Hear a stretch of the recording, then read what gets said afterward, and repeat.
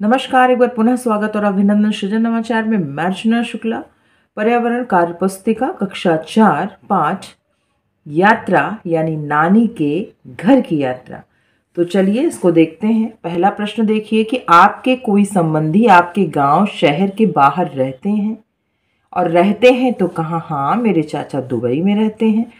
आप किसी रिश्तेदार के यहाँ अकेले गए थे या किसी के साथ? लिखिए, नहीं, मैं अकेले नहीं, अपने पापा के साथ बुआ के यहाँ गया था। रिश्तेदार के घर जाने के लिए आप किस साधन का इस्तेमाल करते हैं? बस, रेल, ऑटो, स्कूटी और साइकिल। रिश्तेदार के घर जाने के लिए क्या आपको टिकट खरीदने की ज़रूरत पड़ती है? यदि हाँ, तो उस टिकट को आप कहाँ से लेते हैं? हाँ, जब मैं अपनी नानी के घर जाती हूँ तो टिकट लेना पड़ता है। मैं टिकट रेलवे स्टेशन से लेती हूँ। रिश्तेदार के घर जाने के लिए आपने क्या तैयारी की थी? मैंने अपने कपड़े, खेलने के कुछ सामान, ब्रश और खाने के सामान के साथ पानी की बोतल और टिकट को रखा था। आप बस से कहीं गए हैं? कहाँ?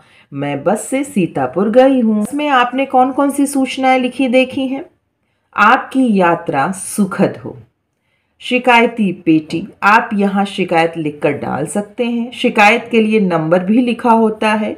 विकलांग एवं बुजुर्ग के सीट पर उनका आरक्षण लिखा होता है। टिकट बिना यात्रा करना दंडनीय अपराध है, यह लिखा होता है। और बस कहाँ से कहाँ जाती है ये लिखा होता है। क्या बस में आपने कोई आरक्षित जगह देखी है? उसकी क्या ज़रूरत है? हाँ, महिलाओं के लिए आरक्षित सीट देखी है, विकलांगों के लिए आरक्षित सीट देखी है। वहाँ पर बैठने पर वह अपने को सुरक्षित महसूस करती या करते हैं। सरकार ने उनकी सुरक्षा एवं सुखद यात्रा के लिए यह नियम बनाया है। इसके टिकट का चित्र देखकर आपको उत्तर देना है। टिकट कितने लोगों के लिए ली गई है? तो यहाँ देखिए, आपको 1 दिख रहा है। अगर इसकी संख्या 2 होती तो 2 का होता। 1 टिकट इतने रुपए का है। टिकट कौन सी तारीख का है? तो यहाँ देखिए, आपको तारीख दिख रहा होगा। यह टिकट कहाँ से कहाँ तक का है? तो इस जगह पे जहाँ से जहाँ तक आपको जाना है वो लिखा होता है।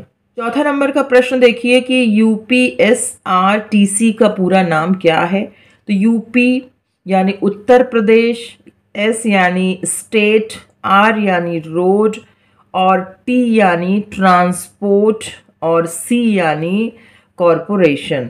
बस से संबंधित किसी भी जानकारी के लिए हेल्पलाइन नंबर पर फ़ोन करना होता है। तो ये आपको टिकट में दिख जाएगा। तो यहाँ पर देखिए 1800, 180, 28 और 77। क्या आप कभी रेलगाड़ी में बैठे हैं? आप अपना अनुभव साझा कीजिए। मैं रेलगाड़ी में बैठकर प्रयागराज गई थी। खिड़की की तरफ बैठकर बाहर का दृश्य अनोखा था। रास्ते में चिप्स, चाय, पानी आदि सब ट्रेन के अंदर ही मिल रहा था। बहुत सारे लोगों का आवागमन था जो मुझे बहुत प्रभावित कर रहा था। टीटीई के क्या काम होते हैं? लिखिए, इसका मुख्य काम टिकट चेक करना होता है, साथ ही साथ सामान चेक करना, अवैध प्रवेश रोकना भी इन्हीं की जिम्मेदारी है। सुविधा और सफाई का ध्यान रखना इनकी जिम्मेदारी है। और कोई किसी दूसरे के सीट पे कब्जा तो नहीं कर लिया है, इसको भी ध्यान रखना इनकी जिम्मेदारी है। रेलगाड़ी की टिकट कहाँ पर मिलती है? रेलगाड़ी की टिकट रेलवे स्टेशन के साथ ही साथ अन्य प्लेटफॉर्म में भी टिकट मिलता है। रेलगाड़ी में गार्ड का क्या काम होता है? यह वह व्यक्ति होता है जो ट्रेन को एक जगह से दूसरे जगह सुरक्षित पहुंचाने में भूमिका निभाता है। वह अंतिम डिब्बे में रहता है। भारतीय रेल का प्रतीक कौन है? तो भारतीय रेल का प्रतीक ये है। रेलगाड़ी के डिब्बे के अंदर के एकल सीट को दिखाया गया है। यह सीट किन के लिए निर्धारित होती है? लिखिए, यह सीट अस्थि दिव्यांग और पैराप्लेजिक दिव्यांग को 75% छूट के साथ दी जाती है और किसी किसी ट्रेन में 25%। टिकट को सही से देखिए तथा नीचे दिए गए प्रश्नों के उत्तर दीजिए। यहाँ तो बहुत झिलमिल सा हो गया है, लेकिन मैंने प्रयास किया। यह टिकट किसका है? निशान लगाएं। तो यह टिकट आपका रेलगाड़ी का है। कितने लोगों का टिकट है? तो 3 लोगों का टिकट है। इन लोगों की आयु कितनी कितनी है? 45, 18, 18।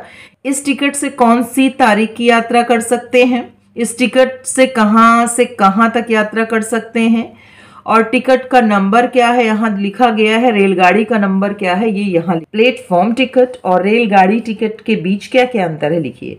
अगर आप किसी को छोड़ने स्टेशन जाते हैं तो प्लेटफॉर्म तक जाने के लिए प्लेटफॉर्म टिकट ले सकते हैं इस टिकट से हम, लेकिन अगर रेल का टिकट होगा तो इस टिकट से हम अपने गंतव्य तक यात्रा कर सकते हैं, यानी जहां से जहां तक आपको जाना है वो आप ट्रेन पर बैठकर जा सकते हैं। देखकर आप क्या समझ रहे हैं।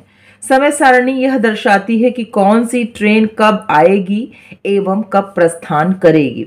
टाइम टेबल में प्रस्थान का क्या मतलब है? प्रस्थान का मतलब है रवानगी अर्थात जाना। शक्तिनगर से वाराणसी की बस 12 बजे के बाद पहली बस कितने बजे है? 3 बजे। सोनभद्र जाने के लिए बस कितने बजे है? तो 12 बजे। सही कथन के सामने सही और गलत कथन के सामने गलत का निशान लगाइए। लगा दिया गया। यात्रा के पूर्व हमें क्या क्या करना चाहिए? यात्रा से पूर्व नकदी जरूर रखें, सामान कम से कम रखें, पानी एवं खाने के सामान जरूर रखें, दवाइयां जरूर रखें, पढ़ने वाली किताब एवं टिकट सुरक्षित रखें और जगह की जानकारी भी आपको रखना चाहिए। यात्रा के दौरान हमें क्या क्या सावधानियां बरतनी चाहिए, ये ध्यान रखने वाली बात है कि अपने सामान की सुरक्षा का ध्यान, पानी और खाने के सामान, दवाइयां जरूर रखें, ऐसे जगह रुकें जहां चिकित्सा की सुविधा आसपास हो। यात्रा के दौरान मिलान करना है तो रेलवे क्रॉसिंग का ये है, आग निषिद्ध का ये है, शौचालय का ये है और ये आपका रेल सड़क क्रॉसिंग का है, पीने के पानी के लिए ये है और धूम्रपान निषिद्ध के लिए ये चिन्ह होता है। सुमन शक्तिनगर से वाराणसी जा रही, उसने एक टिकट खरीदा जिसके लिए उसे कितने रुपए देने होंगे? तो 290 रुपए। अब सुमन 290 रुपए कैसे देगी? तो ये 200 का नोट दे सकती है, 50 का, 20 का, 20 का और 90 हो गया। ऊपर के नोटों को देखिए तथा नीचे दिए गए प्रश्नों के उत्तर आपको लिखना है। इन नोटों पर कौन से बैंक का नाम है? तो भारतीय रिजर्व बैंक।